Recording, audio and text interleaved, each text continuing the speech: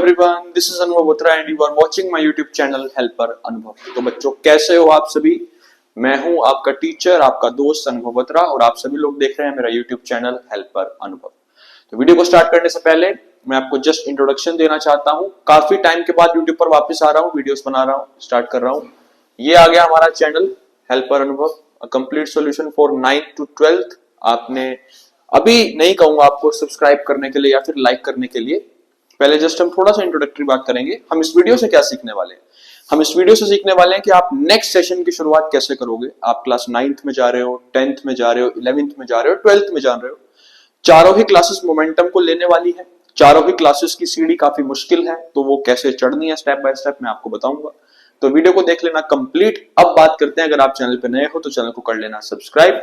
ये आपके सामने इंटरफेस आ चुका है और जो भी वीडियोस आपको यहां से यूजफुल लगे उन्हें कर देना लाइक। और अगर वीडियो में कोई भी डाउट हो तो आप नीचे कमेंट कर सकते हो, आपकी प्रॉब्लम वहां पे सोल्व कर दी जाएगी। आज से कुछ टाइम पहले जब मैं काफी वीडियोस बनाता था इस टाइप से, तो आपने काफी प्यार दिया था, हर वीडियो को काफी व्यूज मिल रखे हैं, जिसकी वजह से मैं यहां तक पहुंचा हूं। बस आपसे इसी चीज की उम्मीद है कि आप अभी इस वीडियो को और प्यार दोगे ताकि मैं और वीडियोस बनाऊं। अब से आपको रेगुलर कंटेंट देखने को मिल जाएगा, चाहे आप क्लास 9th में हो, चाहे 10th में हो, चाहे 11th में हो, चाहे 12th में हो। आप 9th 10th में SST, English, Hindi and science की वीडियोस चाहते हो एंड क्लास 11th और 12th में कॉमर्स में बिजनेस और इकोनॉमिक्स की वीडियोस चाहते हो, तो आपको चैनल पे रेगुलरली अपडेट मिल जाएगा। तो वीडियो को कंप्लीट देख लेना, बाकी चैनल पर नए हो चैनल को सब्सक्राइब कर लेना। वीडियो करते हैं स्टार्ट। क्लास 9th में जाना है, क्लास 10th में जाना है, क्लास 11th में जाना है या 12th में जाना है, अभी तक कुछ भी समझ नहीं आ रहा है। बिकॉज अभी अभी आप सभी एग्जाम्स देके निपटे हो, आपको नहीं पता चल पा रहा है कि आपको कहां से शुरुआत करनी है। बिल्कुल सही वीडियो पे आपने क्लिक किया है। तो अब आपको बता देते हैं कि अगर आप क्लास 9th में या 10th में जा रहे हो, देन उसके बाद क्लास 11th या क्लास 12th में जा रहे हो, तो आपको कहां से स्टार्टिंग करनी है, प्लस आपको अप्रैल से लेके फेब तक किस स्ट्रेटेजी के साथ अपना कार्यक्रम, अपनी जो तैयारी है वो स्टार्ट करनी है। ठीक है, तो चैनल का इंट्रो हो गया एंड अभी हम इस विंडो को क्लोज कर देते हैं और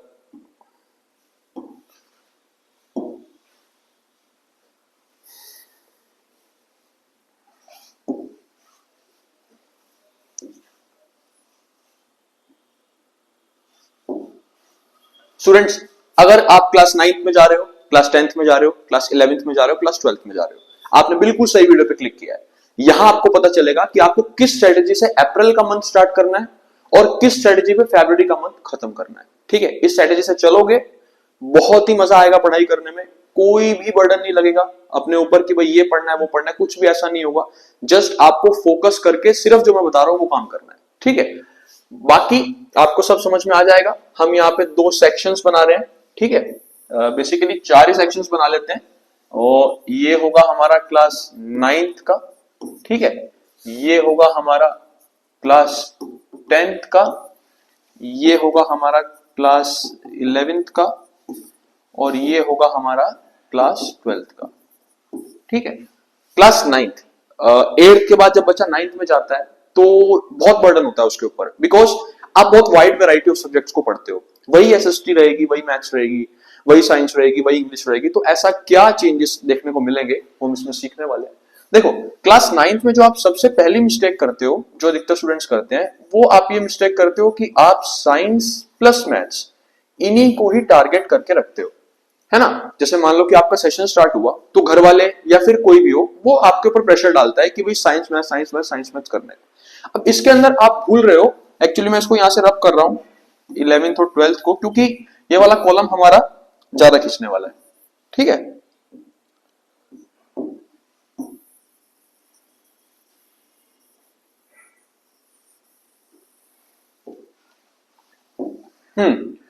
खुल के बात करेंगे आराम से। तो मैं बात कर रहा हूं कि क्लास मतलब 9th या 10th में जब आप जाते हो ना, तो पेरेंट्स फोर्स करते हैं साइंस मैथ्स पे पहले मेजर ध्यान दो। अप्रैल से लेके जून जुलाई अगस्त तक आप साइंस मैथ्स करो, देन उसके बाद आप ध्यान देना अपनी एसएसटी पे, इंग्लिश पे, हिंदी पे, कवर कर लेंगे बाद में। सबसे पहली बात, अगर आप फेल हो रहे हो या फिर आपके मार्क्स कम आ रहे हैं तो पहला कारण आपका ये है। क्यों?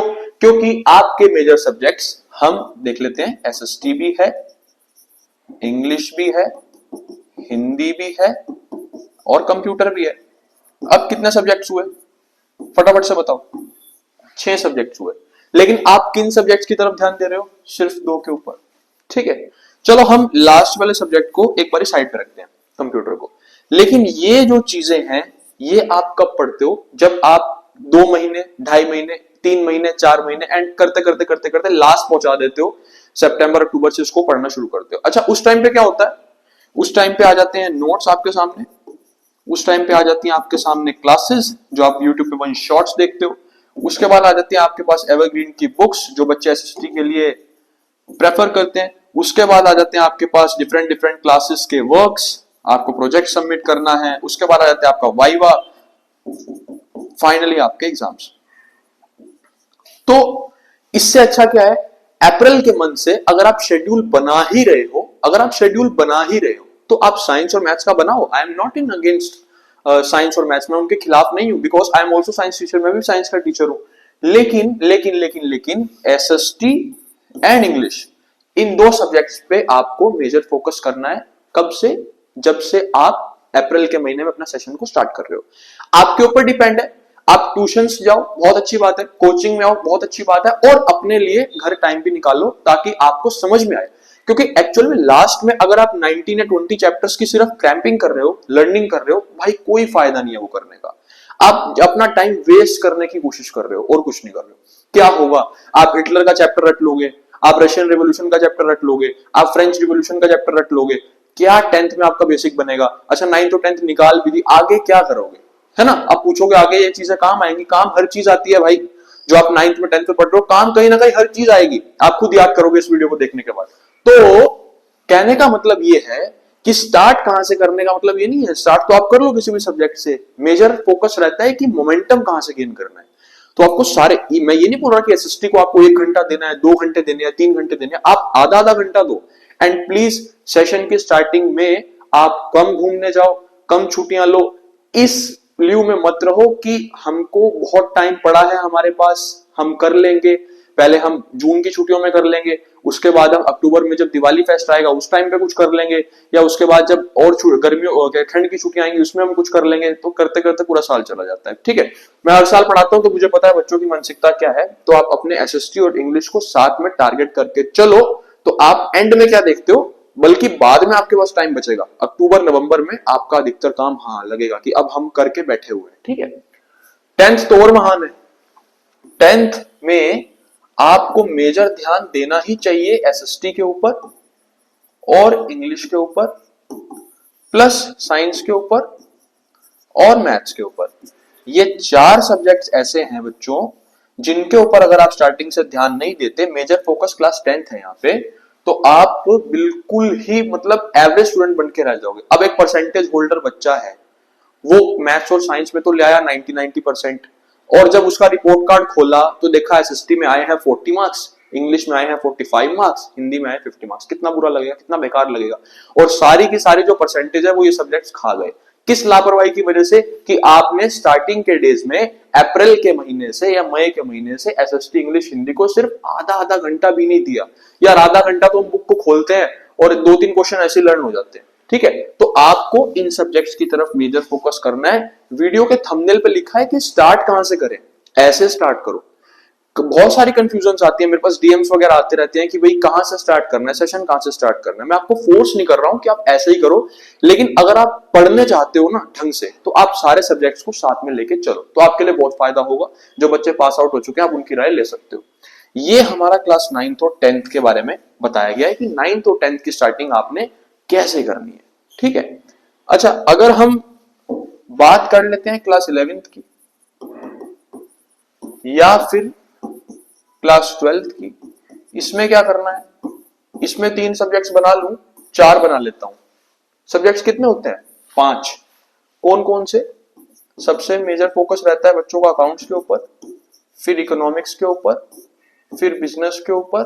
ठीक है, ये तो कॉमर्स की बात कर रहा हूं, I am not a science student. ठीक है, और उसके बाद तुम्हारा रहता है इंग्लिश जो कि कंपल्सन होता है, और ये आपका ऑप्शनल। ठीक है, देखो सबसे पहली बात तो 90% बच्चा क्या करता है, इसको तो काटा ही मार देता है।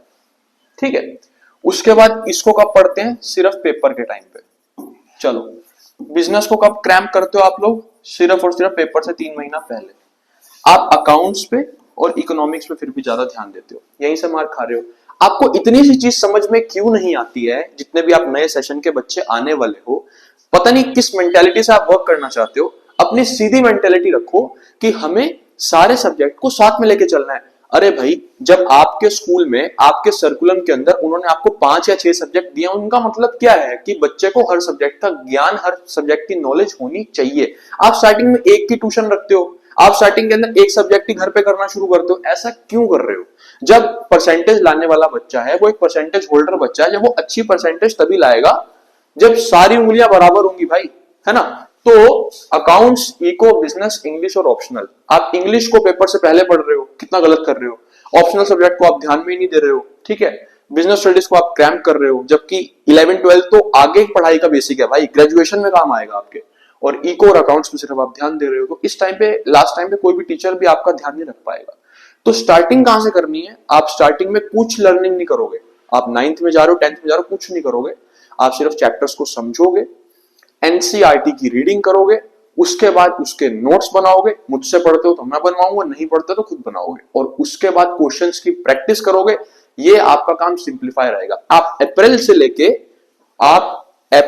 लेके कम से कम भी सितंबर तक ये काम करोगे। हाँ, इतना काम करने के बाद आपको लगेगा कि हाँ, एक्चुअली मेरे को चैप्टर समझ में आ गए, एक्चुअली मेरे को क्वेश्चंस बनाने आ गया, तो अब मैं क्रैम्पिंग, अब आप लर्निंग के लिए जाओ। अक्टूबर, नवंबर, दिसंबर, जनवरी आप लर्निंग करो, खूब लर्निंग करो, जितनी कर सकते हो। सिंप्लीफाइड हो जाएगी, चाहे 9th हो, चाहे 10th हो, चाहे 11th हो, चाहे 12th हो, ठीक है। तो बाकी इस वीडियो को बनाने का पर्पस यही था कि आपको समझ में आ जाए कि आपको अपनी पढ़ाई किस तरीके से करनी है। वीडियो में कुछ भी अच्छा लगा हो तो चैनल को सब्सक्राइब जरूर कर लेना। पहली बार चैनल पे आए तो चैनल को लाइक कर देना, और ऐसी वीडियोस अपने दोस्तों के साथ जरूर शेयर करना जो परेशान है कि उनको अपने सेशन की शुरुआत किस तरीके से करनी है। सेशन के जो फॉर्म्स हैं वो जल्दी अवेलेबल हो जाएंगे एम्स इंस्टीट्यूट में, जो कि आपको पता चल जाएगा। मैं अपने सोशल मीडिया हैंडल्स पे उसका अपडेट दे दूंगा। 7 मार्च उसकी डेट रखी गई थी, लेकिन कुछ इशू की वजह से उसे डिले कर दिया गया। तो आपको रजिस्ट्रेशन चार्जेस कुछ नहीं लिए जाएंगे आपसे, आपको सिर्फ एक फॉर्म फिल करके कोचिंग में देना होगा। बाकी इस वीडियो में कुछ पसंद आया हो तो वीडियो को लाइक जरूर कर देना। मिलते हैं आपसे नेक्स्ट वीडियो के साथ, तब तक के लिए गुड बाय।